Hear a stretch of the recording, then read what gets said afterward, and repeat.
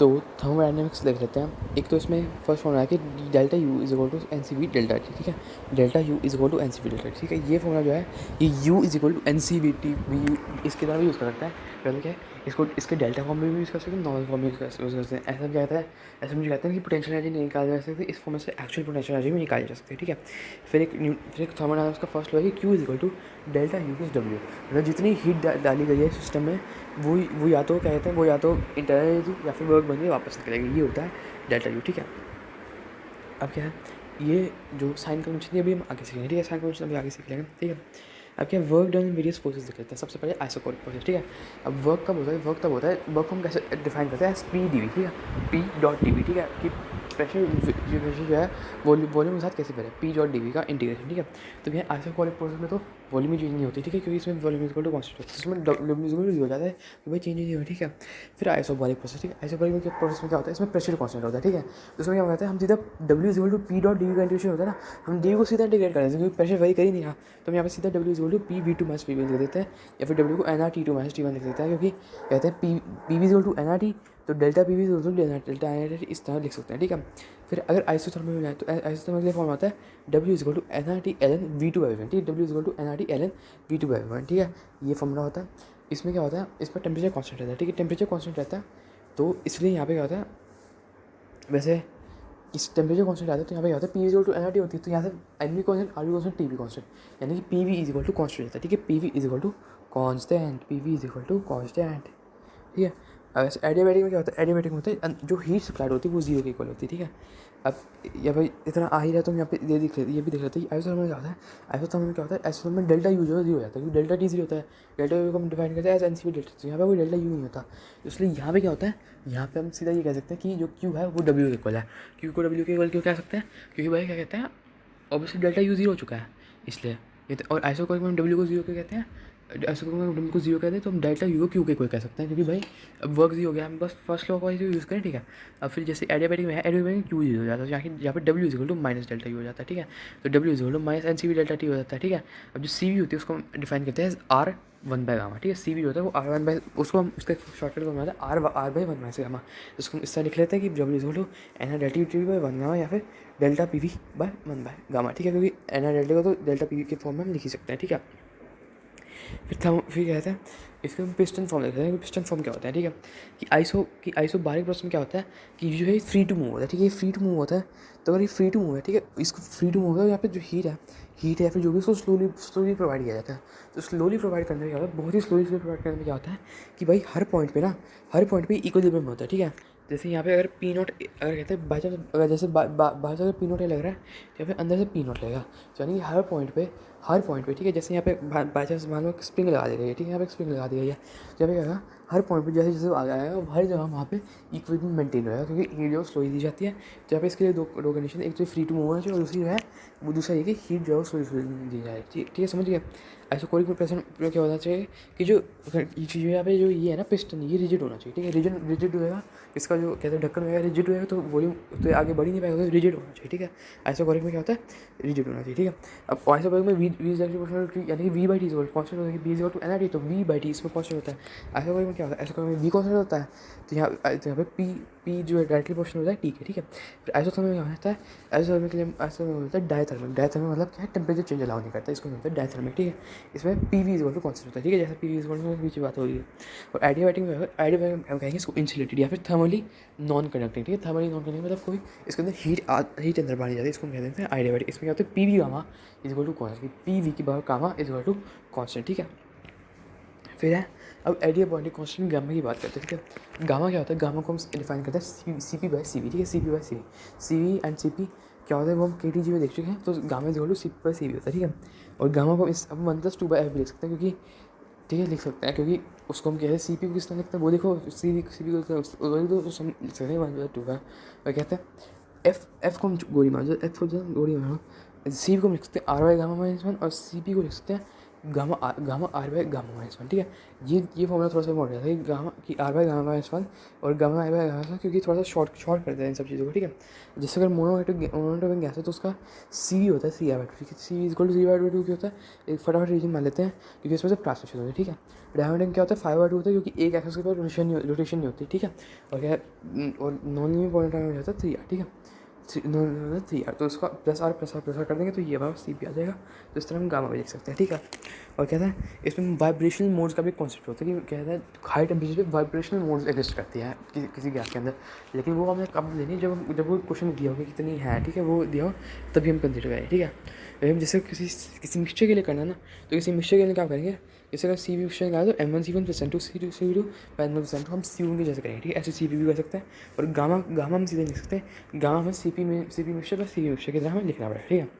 फिर adiabatic process, ठीक है। एडियाबैटिक प्रोसेस में क्या होता है, P V gamma equal to constant हमें पता है, तो यहाँ पे इसका स्लोप लिखते हैं। इसका स्लोप कैसे होता है कि P V gamma equal to constant, तो हम इसको डिफरेंशिएट मारते हैं, ठीक है।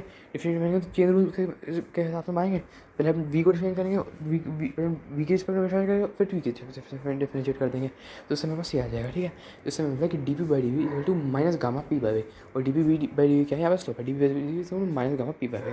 और वहीं अगर हम क्या कहते हैं, वहीं हम वहीं हम देखो यहाँ पे अगर आइसोथर्मल कर लें तो उसमें क्या होता है, उसमें P V equal to constant आता है, उसमें आता है सीधा कि D P by D equal to minus P by V, ठीक है। इसमें साथ में गामा बनाता है, मतलब क्या है, इसका जो स्लोप है वो पी उससे ज़्यादा होगा। मतलब क्या है कि जो आइसोथर्मल है, ठीक है, आइसोथर्मल देखो आराम से जल्दी जा रही है, लेकिन जो एडियाबैटिक है, ठीक है, जो एडियाबैटिक है वो इस तरह और झुकाव से नहीं किया रही, और झुकाव से नहीं झुका रही है कि इसके साथ गामा मल्टीप्लाई है, गामा जो है ग्रेटर देन 1 है, वो उसके झुकाव को और बढ़ा देता है, ठीक है। तो ये एडियाबैटिक है। एडियाबैटिक झुकाव का मतलब है कि भाई ये और चेंज लाएगी अपने अंदर, ठीक है। आइसोथर्मल में क्या किया, आइसोथर्मल देखो कहाँ से कहाँ तक गई, लेकिन मैं बताता हूँ। आइसोथर्मल को इतना डिस्टेंस कवर कर, देखो आइसोथर्मल को इतना एक सेकंड रुको, मैं लेट मी ड्रॉ अच्छे से। आइसोथर्मल को इतना डिस्टेंस करने के लिए इतना टाइम लगा, ठीक है। और वहीं, ठीक है, ये इसकी टेढ़ाई की बात हो रही है। और वहीं एडियाबैटिक को इतना करने के लिए एडियाबैटिक को सॉरी ये होगा और एडियाबैटिक करने के बाद इतना टाइम लगेगा, तो ये हो गया एडियाबैटिक, ये हो गया आइसोथर्मल, ठीक है। एडियाबैटिक का होता है चौड़ा स्लोप होता है, ठीक है। उसके बाद क्या है,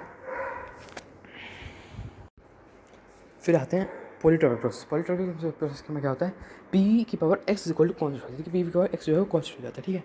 तो उसमें क्या होता है, कहते हैं पी की पावर एक्स कॉन्स्टेंट का होने का मतलब क्या होता है कि हम कोई भी बोल सकते हैं, जैसे पी की -1 कॉन्स्टेंट, पी वी कॉन्स्टेंट, ठीक है।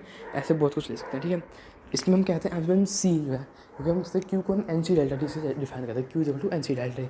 तो हम जो सी है उसको लिख सकते हैं C V plus R upon 1/x, ठीक है।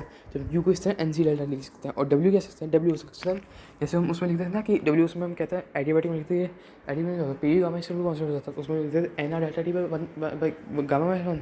जब यहाँ पे क्या करेंगे, यहाँ पे गामा जो एक्स है तो बस हम एक्स वाई कर लेंगे, ठीक है। यहाँ पे 1/x क्यों कर दिया, ताकि जो इसका मैग्नीट्यूड है पॉजिटिव रहे, ठीक है। तो यहाँ पे अगर हम एक्स इक्वल टू इन्फिनिटी डालते हैं, ठीक है, एक्स इक्वल टू इन्फिनिटी डालते ही क्या होगा, एक्स इन्फिनिटी डालते ही सिर्फ प्रेशर यहाँ पे क्या होगा, वॉल्यूम इक्वल टू कॉन्स्टेंट हो जाएगा, क्योंकि प्रेशर जो है वो बहुत छोटा हो जाएगा उसके मुकाबले। यहाँ पे सी इक्वल टू सी आ जाएगा, ठीक है। हमने ये पीछे भी पढ़ा है कि delta U equal to C Q हो जाती है, डब्ल्यू इक्वल टू जी होता है, इसलिए यहाँ पे C equal to C. X equal to 0 डाल के क्या होगा, एक्स इक्वल टू 0 डाल के होगा कि पी इक्वल टू कॉन्स्टेंट, उससे C equal to C plus I equal to C P आ गया, ठीक है। एक्स इक्वल टू 1 ले लिया, एक्स इक्वल टू 1 ले तो ऐसा एक्स इक्वल टू गामा ले लिया, तो भाई इसका मतलब है, इसका मतलब अपने पास वो बन गई, ठीक है। क्या कहता है, एक्स इक्वल टू गामा लेते ही अपने पास वो बन गया कि एडियाबैटिक, ठीक है। फिर थर्मल एफिशिएंसी, ठीक है। एक हीट इंजन क्या होता है, ठीक है। तो हीट इंजन में क्या होता है, इसमें क्या होता है, इसमें हमारे पास एक सोर्स होता है, ठीक है। एक सोर्स है जो T1 टेम्परेचर पे है, फिर सिंक जो कि T2 टेम्परेचर पे है, ठीक है। और फिर अपने पास एक बीच में होता है इंजन, ठीक है। तो इंजन क्या करता है, इंजन जो है ना वर्क सप्लाई करता है, ठीक है। तो हम क्या करते हैं, हम यहाँ पे सोर्स से Q1 हीट भेजते हैं, और वो जो उसमें से और Q1 से में से थोड़ी सी कम हीट जो Q2 है वो सिंक में चली जाती है, ठीक है। और जो Q1 माइनस Q2 जो है जो W है वो यहाँ से बाहर निकल जाता है, ठीक है। यानी जितना हीट डाला उसमें से कुछ जो है वो वर्क बन के बाहर निकल गया, बाकी हीट जो है वो सिंक में चला गया, ठीक है। जब जो Q1 माइनस Q2 यही होगा ना, क्योंकि जो हीट दिया है उसी से तो वर्क निकला है। तो यहाँ से क्या कहते हैं, हम ईटा जो कि एफिशिएंसी उसको हम किस तरह डिफाइन करते हैं, उसको हम डिफाइन करते हैं वर्क बाय Q1, ठीक है। वर्क बाय Q1 की तरह हम डिफाइन करते हैं, जितना वर्क उसने किया पर इनपुट ऑफ Q1, ठीक है। तो इसको हम यहाँ से इसके अंदर डालेंगे, तो ये बन जाएगा ईटा आ जाएगा 1/Q2/Q1, ठीक है। तो मैं तो हमेशा डिराइव कर लेता हूँ कि वर्क क्या है, Q1 क्या है, उसके हिसाब से मैं डिराइव कर लेता हूँ, ठीक है। फिर कार्नोट इंजन, कार्नोट इंजन में क्या होता है कि Carnot engine is the ideal case, ठीक है। यहाँ पर मैक्स पॉसिबल एफिशिएंसी होती है। इसमें हम क्या कर सकते हैं, इसमें हम ये कह सकते हैं कि Q1/Q2 जो है इज इक्वल टू T1/T2, ठीक है। Q1/Q2 is equal to T1/T2 कह सकते हैं। और यहाँ पे जो N है वो 1 T2/T1 होती है, ठीक है। मैक्स एफिशिएंसी वाला केस है। ज़रूरी नहीं कि मैक्स एफिशिएंसी, वो हम आगे देखने वाले कि हाँ कुछ ऐसे कोई क्वेश्चन है जिसमें मैक्स एफिशिएंसी नहीं दे रखे थे, ठीक है। उसके बाद अगर रेफ्रिजरेटर है तो रेफ्रिजरेटर में क्या होता है, रेफ्रिजरेटर में ये होता है कि जो यहाँ पे क्या होता है, यहाँ पे हम क्या करते हैं, हम सिंक को हीट देते हैं, ठीक है। जो सिंक है, सिंक हमारा फ्रिज है, ठीक है। सिंक हमारा फ्रिज वही कहते हैं, हमारा सोर्स से हम हीट लेते हैं, ठीक है। सोर्स हम हीट लेते हैं, सोर्स हमारा फ्रिज, ठीक है। सोर्स हमारा फ्रिज है, तो फ्रिज से हमने हीट ली तो ठंडा बन गया, ठीक है। फ्रिज से हमने हीट ली वो ठंडा बन गया। उसके बाद क्या करेंगे, हम बाहर से एक्सटर्नल वर्क प्रोवाइड करें, ठीक है। एक्सटर्नल वर्क प्रोवाइड करेंगे तो उससे Q2 हीट बाहर निकलेगी। तो कहते हैं उससे क्या हुआ, उससे Q2 हीट बाहर निकल गई, और कहते हैं और क्या है, यहाँ से और हीट बाहर निकली। यहाँ से हम क्या कह सकते हैं, यहाँ से हम कह सकते हैं कि Q1 + W is equal to Q2।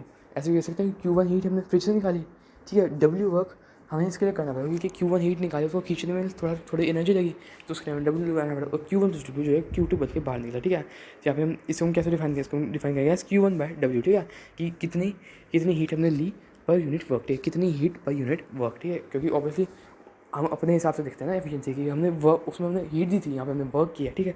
तो COP is equal to Q1/Q2 यानी कि हम यहाँ पे Q1/Q2 कह सकते हैं, ठीक है। इधर भी कार्नोट साइकिल फॉलो होते हैं, तो यहाँ पे भी हम उसको T1/2 डाल सकते हैं, तो T1/T2 इस तरह हम उसको लिख सकते हैं, ठीक है। अब एक केमिस्ट्री में थोड़ा सा होता है कि कुछ ऐसी थोड़ी और चीज़ें अजीब अजीब चीज़ें सीखनी पड़ती हैं। सबसे पहले एक्सटेंसिव और इंटेंसिव फंक्शन है। एक्सटेंसिव और इंटेंसिव फंक्शन क्या होते हैं, एक्सटेंसिव फंक्शन वो होते हैं जो कि क्या करते हैं, जो कि अमाउंट ऑफ सब्सटेंस पर डिपेंड करते हैं, जैसे कि वेट, वॉल्यूम, ठीक है। ये कितना नहीं उस पर डिपेंड करते हैं। और जो वैल्यूज़ हैं वो नेचर ऑफ सब्सटेंस पर डिपेंड करती हैं, ना कि इस पर कि वो मतलब क्या, कि वो कैसे हैं, कि मतलब कितनी क्वांटिटी कितनी है। जैसे कि डेंसिटी, ठीक है। डेंसिटी बिल्कुल ऐसी नहीं है। और जो इंटेंसिव है वो उसको हम जनरली लिख सकते हैं एज एक्सटेंसिव एक्सटेंसिव। जैसे डेंसिटी जो है उसको हम लिख सकते हैं मास बाय वॉल्यूम, यानी कि एक्सटेंसिव बाय एक्सटेंसिव, ठीक है। इस तरह हम इंटेंसिव और एक्सटेंसिव चीज़ों को डिफाइन कर सकते हैं, ठीक है। अब जैसे कि फॉर एग्जांपल मोलर मास भी एक इंटेंसिव चीज़ है, तो उसको हम लिख सकते हैं ना कि एज क्या कहते हैं, एज मतलब क्या number given mass by number of moles, दोनों की दोनों एक्सटेंसिव। तो इसलिए हम कहते हैं इंटेंसिव को एक्सटेंसिव। फिर state and power function. State function क्या है कि जो स्टेट फंक्शन हुआ जिनकी वैल्यू डिपेंड करती है कि स्टार्ट में क्या था और एंड में क्या था, ठीक है। स्टार्ट में क्या था और एंड में क्या था। और पाथ फंक्शन क्या है, वो पाथ पे डिपेंड करते हैं किस पाथ फंक्शन को ले जाएगा। जैसे कि फॉर एग्जांपल स्टेट फंक्शन की, अगर स्टेट फंक्शन की बात करें, जैसे कि फॉर एग्जांपल हम एक साइकिल प्रोसेस से अपनी गैस को लेके जाता है, ठीक है। हमने यहाँ से लेके गए थे और यहाँ से लेके गए थे, तो हम ये तो क्या है, ये तो हम करते ही आ रहे हैं कि अब ये हम आगे करेंगे सही कि डेल्टा यू जो है वो क्या है, वो पूरा नेट में जीरो हो जाएगा, ठीक है। जो डेल्टा यू जो है वो एक स्टेट फंक्शन होता है, वो नेट जीरो होता है।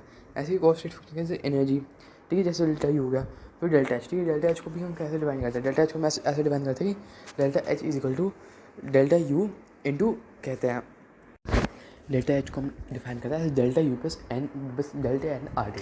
डेल्टा एन क्या है, मतलब जैसे कि हम for example to C2 over वो 4 CO2 में डिस्ट्रीब्यूट किया है, ठीक है। 2 CO2 को 4 C2 ओवर में, तो यहाँ पे डेल्टा एन कितने होंगे, यहाँ पे लेफ्ट में 2 है, वहाँ पे 4 है, यानी कि यहाँ पे 2 है, ठीक है। तो इससे हम लिख सकते हैं कि delta is equal to delta U plus 2RT, ठीक है। और यहाँ पे जो एन है वो गैसेस होनी चाहिए, तो इससे डेल्टा एच है, तो डेल्टा एच भी तो डेल्टा यू है, वो भी होगा, ठीक है। फिर क्या, फिर डेल्टा एस प्रेशर, टेम्परेचर, ठीक है, नंबर ऑफ मोल्स, ये सब भाई स्टेट फंक्शन है। क्योंकि भाई अगर चाहते हैं, अगर फॉर एग्जांपल हम पी नोट का ग्राफ बनाते हैं, ठीक है। कहीं तुम यहाँ पे अगर प्रेशर यहाँ पे था, ये था, फिर इसको बाद दोबारा इसको घुमा के दोबारा नहीं पे भाई प्रेशर तो वही है, वॉल्यूम तो नहीं, T0 तो वही है। हर कोऑर्डिनेट अलग अलग चीज़ों को रिप्रेजेंट करते हैं, इसलिए क्या कहते हैं, इसलिए हम ये कह सकते हैं कि ये सब स्टेट फंक्शन है, ठीक है। फिर पास फंक्शन कैसे है, जैसे वर्क हो गया, क्यू हो गया, ठीक है। वर्क कैसे पास फंक्शन है, फॉर एग्जाम्पल अगर हम ऐसे गए, ठीक है, ऐसे ऐसे करके ऐसे है, और फिर ऐसे करके ऐसे है, तो तुम्हें एरिया अलग, इसका अलग, वर्क अलग, ठीक है। क्यू भी इस तरह से होता है, ठीक है। फिर डेल्टा जी पहले हम देख लेते हैं, डेल्टा जी होता है, डेल्टा जी होता है delta H minus T delta H, ठीक है। Delta G equal to delta H minus T delta H. अब डेल्टा एच हम सीख चुके हैं क्या होता है, ठीक है। डेल्टा एच हमें पता क्या होता है। अब टी डेल्टा एस क्या होता है, टी डेल्टा एस होता है कि भाई टेम्परेचर इंटू डेल्टा एस। अब डेल्टा एस होता है एंट्रोपी, एंट्रोपी होता है कि मतलब क्या है कि एंट्रोपी होता है डिग्री ऑफ रैंडमनेस, कि मतलब कितनी चीज़ें रैंडम है, ठीक है। अब क्या कहते हैं, अब for example let me explain it nicely, कि कहते हैं जो हमारे पास क्या कहते हैं, जो कार्बन है वो तो रहना चाहिए सबसे स्टेबल उसकी C12 फॉर्म में, ठीक है।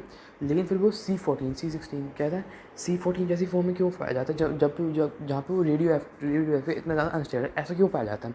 भाई ऐसा इसलिए पाया जाता है क्योंकि रैंडमनेस चाहिए नेचर को, ठीक है। नेचर को स्टेबिलिटी चाहिए, ठीक है। स्टेबिलिटी मतलब डेल्टा एच, ठीक है। डेल्टा एच उसको चाहिए, लेकिन साथ में उसको रैंडमनेस भी चाहिए। तो अगर रैंडमनेस बढ़ेगी ना तो वो अपने आप को स्टेबल कर देगा। तो डेल्टा जी मतलब क्या है? डेल्टा जी स्पॉन्टेनियसनेस की मतलब क्या है, वो नेचर में पाई जाएगी कि नहीं पाई जाएगी, ठीक है। Is equal to delta H, ठीक है। Delta H minus T delta H, ठीक है। Delta H minus T delta H. अब जैसे फॉर एग्जांपल कि कोई चीज़ है उसको वो क्या है, जैसे कोई चीज़ है, जैसे पानी है, ठीक है। पानी जो है वो हमें पता है लिक्विड फॉर्म में एग्जिस्ट करता है नेचर में, लेकिन ठीक है, लेकिन एयर फॉर्म में भी एग्जिस्ट करता है।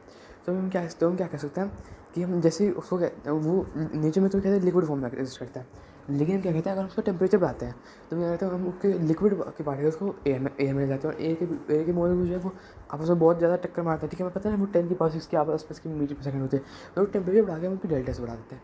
तो टेम्परेचर बढ़ा के हमने उसकी डेल्टा एस बना दी, तो हमने डेल्टा जी को चेंज नहीं कर दिया। फॉर एग्जाम्पल क्या है, डेल्टा एच जो है कहते हैं वो पानी में ज़्यादा स्टेबल था, अब वो कम स्टेबल हो गया है, लेकिन उसकी रैंडमनेस बढ़ी होगी, डेल्टा एस बढ़ चुकी है। तो डेल्टा एस बढ़ चुकी है, इस वजह से उसकी डेल्टा जी जो है वो नेगेटिव आ जाएगी, और इसलिए वो जीरो हो जाएगा। अब मैं एक जैसे एग्जाम्पल लेकर बताता हूँ बहुत अच्छे से। मतलब हम क्या करते हैं, हम जैसे वाटर वेपर देखा, हमें पता है वाटर वेपर साइंस नेचर में एग्जिस्ट नहीं करते, तो हम वाटर वेपर का डेल्टा एच लेते हैं +20, ठीक है। +20 क्यों ले रहे हैं, क्योंकि भाई वो नेचर में एग्जिस्ट नहीं करते, तो उसका हम डेल्टा एच जो है +20 ले रहे हैं, ठीक है। उसका हमने डेल्टा एच ले लिया +20, लेकिन हमें पता वो रैंडमनेस होती है, ठीक है। उनमें रैंडमनेस होती है, तो हम क्या कहते हैं उनकी डेल्टा एच को हम ले लेते हैं 3 के ऊपर, ठीक है। डेल्टा एच को हम 3 के ऊपर ले लेते हैं कि हाँ उनमें रैंडमनेस होती है, इसलिए हमने उनकी डेल्टा एच ले ली। अब क्या है, हम जैसे टेम्परेचर बढ़ाते हैं, ठीक है। फॉर एग्जाम्पल ये 0 टेम्परेचर पर ये था, अब क्या है हमने तो 0 टेम्परेचर पर डेल्टा एच तो टी डेल्टा एच तो वाली टर्म तो 0 हो गई, इसलिए क्या है हम delta G equal to delta H करेंगे 20 होगी, तो delta G equal to negative नहीं आएगी, पॉजिटिव आएगी। इस वजह से है वो एग्जिस्ट नहीं करेगा, ठीक है। लेकिन अब जैसे हमने डेल्टा जी को हमने नेगेटिव ले लिया कि इसकी मतलब क्या है, जैसे हमने टेम्परेचर को बढ़ा दिया, टेम्परेचर को हमने माइनस कर दिया 10 सेंटीग्रेड, ठीक है। 10 केल्विन कर दिया, 10 केल्विन कर दिया, तो जो minus T delta H term है वो भी 30 और ये रहेगी +20। यानी अब क्या है, ये -10 आया, मतलब क्या है कि अब 10 डिग्री सेल्सियस पे एग्जिस्ट करेगा। ऐसा क्यों? क्योंकि भाई हमने ये बढ़ा के उनकी रैंडमनेस इंक्रीज़ कर दिया है। Randomness is directly proportional to randomness इनको एग्जिस्ट करवा रही है, ठीक है। रैंडमनेस ही है जो इनको एग्जिस्ट करवा रही है, तो इस वजह से एग्जिस्ट करने लग जाएंगे, ठीक है।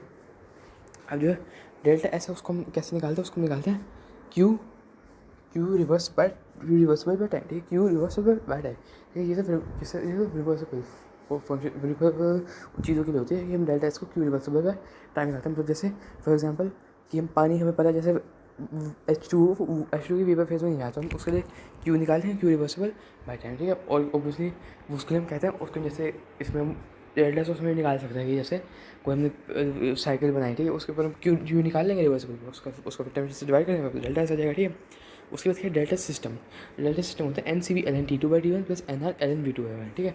Delta system is equal to NCV ln T2/T1 + NR ln V2/V1। तो ये क्या होता है, तो क्या है डेल्टा एस जो है, डेल्टा एस हमें पता है कि डेल्टा एस होती है एंट्रोपी। तो क्या है डेल्टा एस जो है वो पॉजिटिव कब हो सकती है, जब जैसे वो जैसे हमें पता है जैसे वाटर वेपर है, तो वाटर वेपर क्या करेगा, जैसे पानी से निकलेगा, ठीक है। पानी से अगर हम उसको वाटर वेपर है तो वो अपनी उसने रैंडमनेस यूज़ कर लिया अपने अंदर, तो वो तो उसकी रैंडमनेस बढ़ी, वो कहते हैं वो जैसे नाइट्रोजन उसके आसपास जो नाइट्रोजन ऑक्सीजन वगैरह मॉलिक्यूल्स हैं उसको जाके टक्कर मारेगा, तो उसको उनकी रैंडमनेस भी बढ़ गई, तो उसको क्या है रैंडमनेस बढ़ गया हमें, तो इसलिए हम कह सकते हैं कि उनकी डेल्टा तो पॉजिटिव है, लेकिन ये डेल्टा कितनी पॉजिटिव है, ठीक है। वो कहते हैं हम उसकी डेल्टा सिस्टम का फॉर्म हम निकाल सकते हैं कि NCV ln T2/T1 + NR ln V2/V1, लेकिन जो डेल्टा सराउंडिंग है वो हमें नहीं पता, वो हमें खुद से कहते हैं हर जगह जज करनी पड़ सकती है कि वो कितनी है कितनी नहीं है, ठीक है। तो इसलिए पहले तो ये होता था कि हम डेल्टा सिस्टम और डेल्टा सराउंडिंग निकाल सकते हैं, लेकिन उसके बाद क्या कहते हैं, उसके बाद हमारे पास ये डेल्टा क्यू रिवर्सिबल T वाला है, तो उससे हम सीधा सब नेट डेल्टा निकाल देते हैं, ठीक है। तो ये हो गया। अब जो डेल्टा जी का फ़ायदा क्या है कि वो क्योर फॉर्मेशन ऑफ प्रोडक्ट्स को हम डिटरमाइन कर सकते हैं, कि हम क्या करेंगे कि delta G is equal to delta G formation products delta G formation of reactants. अब जैसे कोई रिएक्टेंट है वो एक्स रिएक्टेंट है जो कि बनना चाहता है डेल्टा जी 1 से, और जो वाई रिएक्टेंट है और जो वाई प्रोडक्ट है वो बनना चाहता है वाट कहते हैं क्या है G2 से। तो फिर G2 जो है, अब जो G2 है वो अगर G1 से बड़ा होगा और वो नेगेटिव आ जाता है, क्योंकि G2 जो है वो G1 से छोटा होगा वो नेगेटिव आ जाता है डेल्टा जी नेट, जिसमें क्या कि वो आगे बढ़ेगा, ठीक है, आगे बढ़ेगा, ठीक है। और क्या है ऐसे ही कहते हैं डेल्टा एच को इसी से निकाल सकते हैं formation of products, formation effect, ठीक है। इससे हम नेट को निकाल सकते हैं। अब क्या है, अब क्या है for things and solid states क्या करते हैं, हम डेल्टा जी को भी 0 कंसिडर करते हैं। For things normal state, for example O2 है, तो O2 नॉर्मली हम O2 को नॉर्मली O2 की फॉर्म में लिखते हैं। तो इसका मतलब क्या करेंगे हम, कि उनको हम उनकी जो डेल्टा जी उसको हम जीरो मान के चलेंगे कि भाई वो एक्चुअली अब वो ऐसे अपने आप एग्जिस्ट कर रही है। तो इसका तो उनकी एंट्रोपी जो है जीरो ही हुई है, उनके जब उनको टेम्परेचर वगैरह देने की जरूरत नहीं पड़ी, तो उनकी डेल्टा जी जीरो, जैसे Cl2 O2 H2 ये सब, ठीक है। अब जैसे एडवांस में क्वेश्चन आया था कि इनमें से किसकी delta G equal to zero है, Br2 gas, Cl2 gas, Br2 gas, O2 gas, C solid और ग्रेफाइट सॉलिड, ठीक है। तो उसके लिए हमें करना था, उसमें हमने आंसर दिया था Br2 गैस, क्योंकि Br2 जो है वो एक्चुअली लिक्विड में एग्जिस्ट, सॉरी क्या है, तो इनमें वो क्वेश्चन था कि इनमें से किनका जो है डेल्टा जी जो है जीरो नहीं होती। उसका आंसर था कि Br2 गैस, क्योंकि Br2 जो है वो लिक्विड में एग्जिस्ट करती है, तो इसलिए वो नेचुरली लिक्विड में एग्जिस्ट करती है, लेकिन एक्चुअली हम उन्होंने देखी थी गैस, तो इसका मतलब क्या है, वो नेचुरली लग रही नहीं है, इसलिए वो उसकी डायरेक्ट जीरो नहीं है, लेकिन बाकी तीनों की जीरो है, क्योंकि बाकी तीनों ऐसे एग्जिस्ट करते हैं भाई, ठीक है। बस यहाँ पे शॉर्ट नोट्स खत्म हो जाते हैं।